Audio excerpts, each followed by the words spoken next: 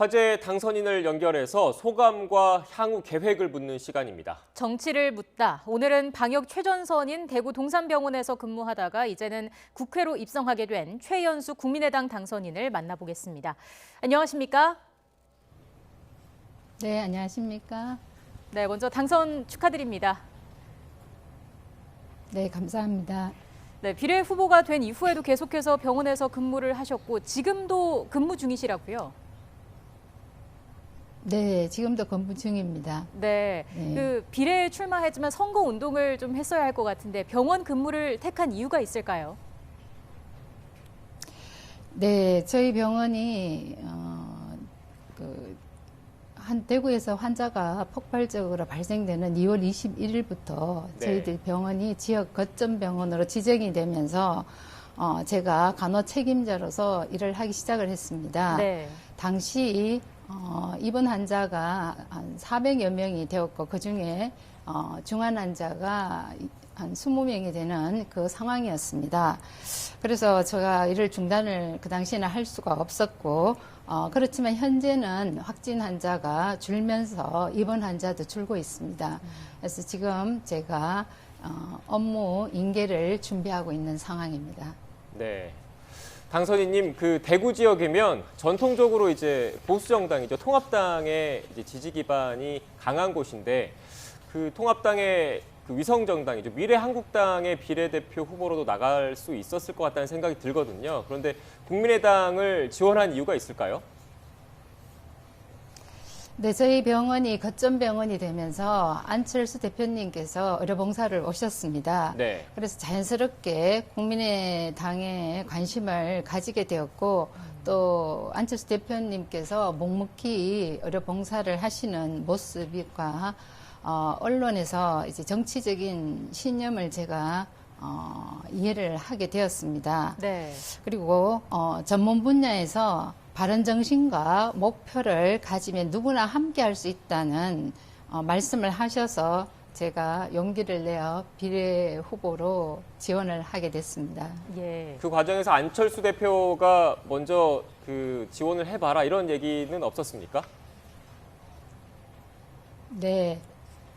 그 당시에는 그 환자분들이 하루에 40명에서 80명 입원하고 계셨기 때문에 너무 급박한 상황이었습니다. 네. 그래서 스쳐가면서 그냥 인사만 나누는 정도였습니다. 예. 네. 근데 이번에 결과를 보면은 국민의당이 이번 총선에서 6.7%의 정당 득표율로 3명의 비례대표가 당선이 됐습니다. 결과에 아쉬움은 없으신가요? 네. 국민의 선택에 대해서는 저희들이 겸손하게 받아들이고 있습니다. 네. 네. 국민의당이 지역구 후보가 없어서 선거운동에 제약이 많았습니다. 그럼에도 불구하고 투표해 주신 6.7%의 유권자분들 약 200만 명이 달하시는 분들이 저희를 지지를 해 주셨습니다. 네. 국민들의 중도 실용 정치에 대한 열망이 저희를 원내 정당으로 만들어 주셨고 저희들의 진정성을 알아주셨다고 생각합니다. 네. 지금 당선인님께서 근무하고 계시는 곳이 이제 대구 지역의 거점 병원이지 않습니까? 네. 네. 지금 신규 확진 환자가 이제 10명 안팎으로 상당히 많이 줄었습니다. 이제 근무하신 곳에서도 체감을 네. 하실 수 있습니까? 네. 초기에는 입원 환자가 40명에서 하루에 80명씩 입원을 하였습니다. 네. 그러나 현재는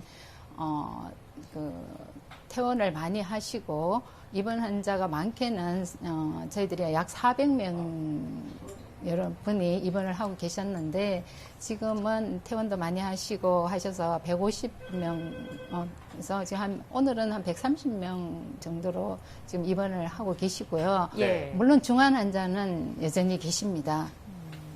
근데 어제 하루 대구에서 1명이 확진을 받았는데 확진자 입원 병동에서 일하던 의료진이 확진 판정을 받았습니다.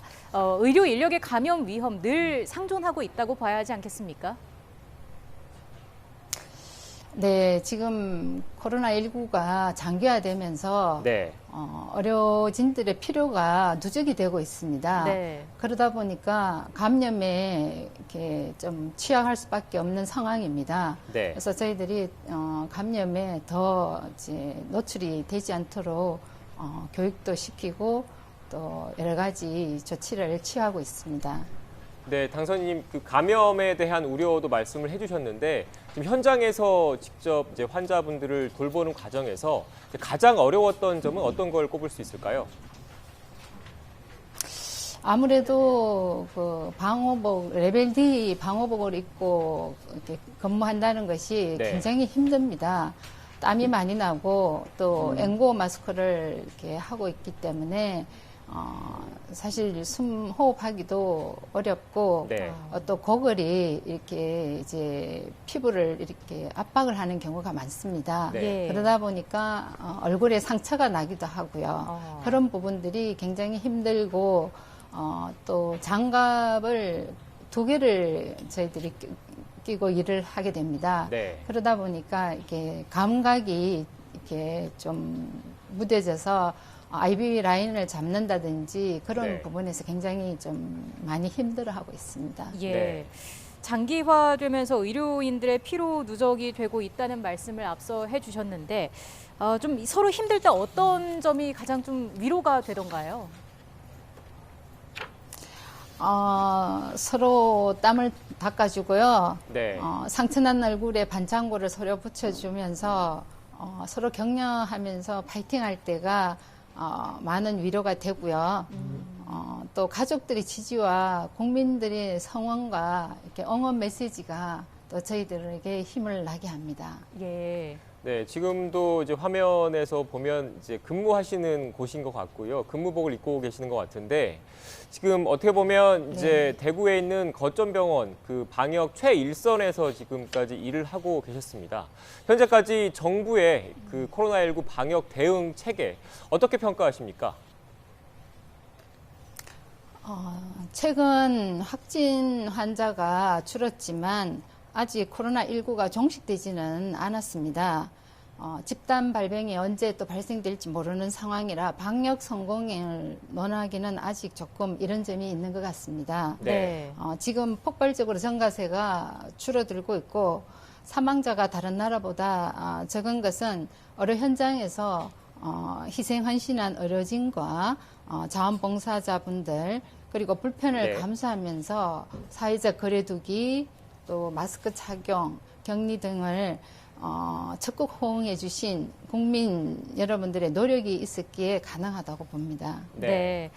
당선인님, 당선이 되면 이제 1호 법안으로 감염병 체계 관련 법안을 내고 싶다는 얘기를 하셨더라고요. 이게 어떤 내용인지 간략하게 소개를 좀 부탁드리고요. 마지막으로 정치인 최연숙의 목표는 무엇인지까지 말씀을 부탁드리겠습니다. 네, 21세기 들어오면서 감염병인 사스, 신종플루, 메르스 등이 거의 5년 단위로 이렇게 유행이 되고 있습니다. 네. 이제 국민 안전을 위한 감염병 관련 재난 대응 체계로서 의료 인력과 시스템을 매뉴얼화하는 체계를 구현하겠습니다.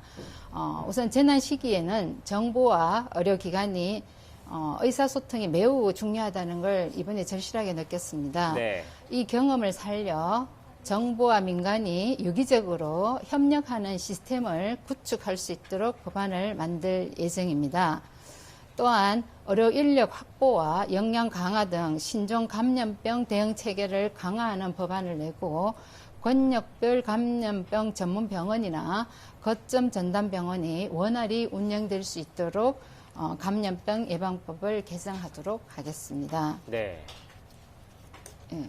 알겠습니다. 네, 오늘은 그 방역 최전선인 대구 동산병원에서 근무하다 이제 국회로 입성하게 된 최연숙 국민의당 당선인을 만나봤습니다. 당선인님 다시 한번 당선 축하드리겠습니다. 네, 감사합니다.